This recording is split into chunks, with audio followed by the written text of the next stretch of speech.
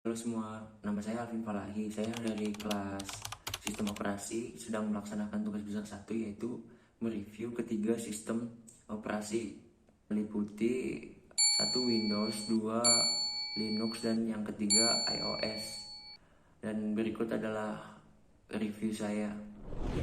Ya, langsung saja saya akan mereview sistem operasi yang saya sebutkan tadi. Yang pertama yaitu Windows. Windows merupakan keluarga Microsoft ya. Dia menggunakan antarmuka grafis. Sistem operasi Windows telah berevolusi dari MS-DOS, berarti dia dulunya MS-DOS terus sudah berevolusi. Dan untuk analisa SWOT yaitu yang pertama itu strength atau kekuatan. Kekuatan Windows yang pertama tentunya Windows merupakan merek yang terkenal ya. Kita semua pasti tahu. Yang kedua, Windows merupakan perusahaan yang berteknologi maju ya. Microsoft selalu dikenal sebagai katalisator di dunia teknologi lah. Dan yang ketiga, portofolio penduduk. Microsoft menawarkan rangkaian lengkap solusi perangkat lunak, layanan, dan perangkat keras di berbagai kelas pelanggan yang memungkinkannya menikmati posisi pasar terdepan. Jadi kelas-kelas orang tuh nggak harus yang mahal gitu buat menikmati produk dari Microsoft ini gitu. Sistem distribusi yang luas. Perusahaan ini memelihara jaringan distribusi dan pemasaran yang kuat yang memanfaatkan kinerja operasional. Jadi distribusinya tuh tersebar gitu guys, tersebar luas. Jadi uh, semua bisa mendapatkannya dengan mudah gitu. Dan yang kedua yaitu weakness atau kelemahan ya. Kelemahan Windows di sini, Microsoft tergugat dalam beberapa kasus yang belum terselesaikan terhadapnya. Ini terjerat dalam berbagai proses hukum yang berkaitan dengan desain produk manufaktur dan kewajiban kinerja, dan litigasi lain yang berkaitan dengan kontrak, masalah ketenagakerjaan atau hak kekayaan intelektual. Yang kedua, tidak dapat mengontrol pemalsuan bisnis perangkat lunak mereka di negara berkembang. Jadi banyak yang ilegal gitu ya, tidak resmi gitu. Dan kelemahan yang terakhir, tertinggal dalam inovasi. Karena penggunaannya yang terlalu luas, pelanggan Microsoft memiliki keluhan yang sama bahwa Microsoft terus meningkatkan produknya tetapi tidak ada yang baru dari merek yang paling bawah. Ya, selanjutnya opportunity atau peluang. Beralih ke model pisau cukur dan pisau daripada menawarkan perangkat lunak yang mahal, Microsoft dapat mengerjakan model pisau atau pisau cukur untuk melawan penggunaan ilegal perangkat lunak mereka, khususnya sistem operasi, di mana mereka dapat menghasilkan lebih banyak pendapatan. Dan aliansi strategis, perusahaan dapat fokus menjalin kemitraan baru. Jadi Microsoft ini membangun banyak kemitraan gitu. Dan yang terakhir yaitu threat atau ancaman. Yang pertama ada persaingan, tentunya banyak kompetitor lain selain Windows yang sama-sama juga penggunanya banyak. Dan yang kedua, perubahan teknologi yang cepat itu juga termasuk ancaman. Dunia teknologi terus berubah, perusahaannya akhirnya membunuh penawaran mereka sendiri jauh sebelum kompetisi membunuhnya. Dan yang terakhir ada pasar bajakan, karena ya yang kita tahu Windows ini memang banyak sekali bajakannya ya, ya kayak aplikasi crack dan lain-lain lah. Dan selanjutnya yaitu sistem operasi yang kedua yaitu Linux. Linux adalah keluarga sistem operasi bebas dan sumber terbuka yang pada dasar dibangun di atas kernel Linux, yaitu sebuah kernel sistem operasi yang pertama kali dikembangkan oleh Linus Torvalds pada tahun 1991. Linux dirilis di bawah lisensi publik umum GNU versi 2. Selanjutnya analisa SWOT-nya dari strength dulu, yaitu kekuatan Linux ini salah satunya gratis, dan kedua mudah digunakan, yang ketiga aman karena ya, yang kita tahu Linux ini salah satu sistem operasi yang paling aman ya. Yang keempat, performanya cepat, jadi dari sistem kayak instalasi, booting, itu Linux cepat sih. Dan yang terakhir, privasi terjaga. Ini karena Linux tuh tidak ada kayak pengumpulan data tentang data pribadi tentang kita, tidak seperti Windows, jadi dianggap privasi lebih terjaga gitu. Dan untuk weakness atau kelemahan yaitu aplikasi dari sistem operasi ini tuh masih sedikit gitu, tidak seperti Windows dan yang lain. Kurangnya yang kedua yaitu kurangnya support untuk hardware, karena uh, aplikasinya masih sedikit, terus penggunanya masih sedikit, otomatis vendor-vendornya juga masih sedikit, jadi untuk kayak hardwarenya tuh susah untuk dijumpai ya guys.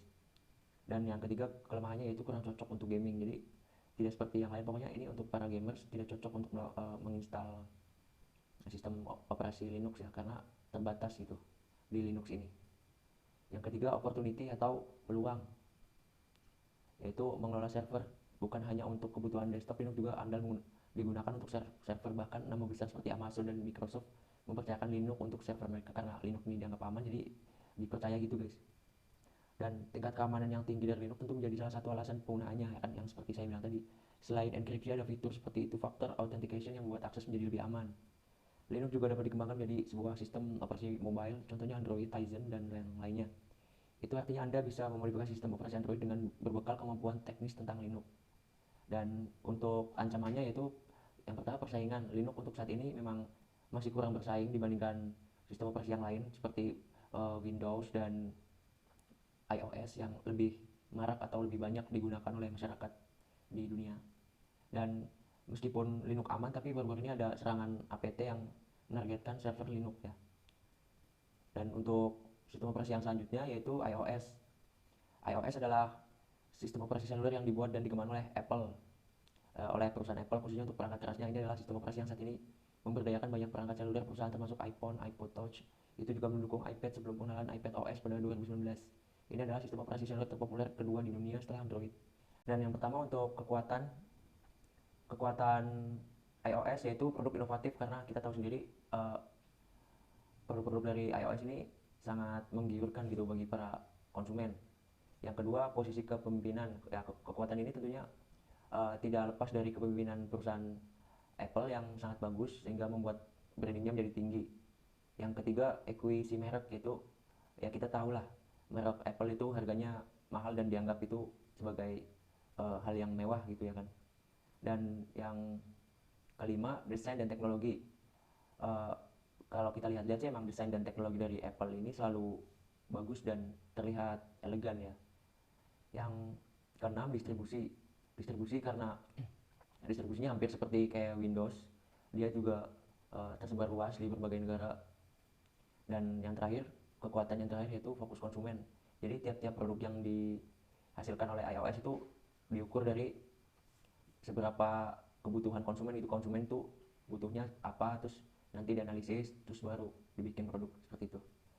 Dan untuk kelemahan yaitu yang pertama, ketidakcocokan. Masalah utama di Apple sebagai sebuah perusahaan adalah banyak produknya tidak kompatibel dengan perangkat lunak, aksesori pihak ketiga. Jadi secara keseluruhan ketika Anda membeli produk Apple, Anda memasuki dunia Apple dan Anda harus melanjutkan dengan Apple saja. Itu berdampak besar pada pengambilan keputusan konsumen. Dan yang kedua, ketergantungan pada beberapa produk. Apple hanya memiliki 7 sampai 8 produk dalam portofolionya dibandingkan dengan berbagai produk yang memiliki pesaing terdekatnya yaitu Microsoft dan Google. Makanya ketergantungan Apple pada setiap produknya sangat tinggi. Jika satu produk gagal, maka itu adalah kerugian 10% bagi Apple. Makanya ada permintaan umum dari Apple untuk menambah portofolio produknya. Dan untuk peluang, yang pertama, kemajuan teknologi dalam industri teknologi. Kemajuan teknologi selalu menjadi peluang, dan ya kita tahu teknologi dari Apple ini selalu yang terdepan ya kan. Dan itu salah satu peluangnya. Seperti MacBook, iPhone, iPad, dan iWatch yang lebih canggih di tahun-tahun mendatang. Yang kedua, pasar yang berkembang. Apple adalah perusahaan yang berkembang di pasar yang sedang berkembang. Dan untuk ancaman, penetrasi pasar di smartphone, salah satu ancaman utama bagi Apple adalah penetrasi pasar oleh merek lain di pasar smartphone. Android memakan pangsa pasar seperti apapun dan saat ini memiliki 47,5% pangsa pasar, sedangkan iPhone berada di pangsa pasar 42%. Android digunakan oleh Samsung, HTC, Lenovo, dan hampir semua orang yang ingin memasuki pasar ponsel pintar atau smartphone. Tentu Android menjadi Google atau merek paling bernilai kedua, dan Apple harus siap untuk kompetisi smartphone. Persaingan laptop MacBook jelas merupakan yang terbaik yang pernah ada, begitu pula Dell, begitu juga Sony, dan begitu pula Lenovo. Persaingan di segmen laptop emang semakin ketat. Ya sudah selesai review dari ketiga sistem operasi yang saya jabarkan barusan. Kesimpulannya adalah tiap sistem operasi itu memiliki kekurangan dan kelebihan masing-masing. Itu tergantung kepada diri Anda, menyesuaikan Anda lebih nyaman pakai yang mana dan lebih mudah pakai yang mana. Tapi kalau menurut saya yang terbaik sepertinya iOS sih, soalnya iOS tuh performanya dan softwarenya bagus gitu. Kalau saya sendiri sih jujur saya memakai Windows, dan ya keuntungannya memang banyak aplikasi yang bisa digunakan dan gratis gitu, tidak harus selalu berbayar. Cuman untuk softwarenya kadang ada kendala dan ya seperti itu. Dan untuk Linux saya belum pernah mencoba, jadi saya hanya tahu teorinya saja dan belum dapat pengalaman memakai sistem operasi Linux. Ya cukup sekian kesimpulannya saya. Apabila ada salah kata, saya minta maaf, dan apabila ada kekurangan dari segi materi, bisa teman-teman tambahin di kolom komentar ya. Sekian dari saya, terima kasih sudah menonton video dari saya. Sampai jumpa.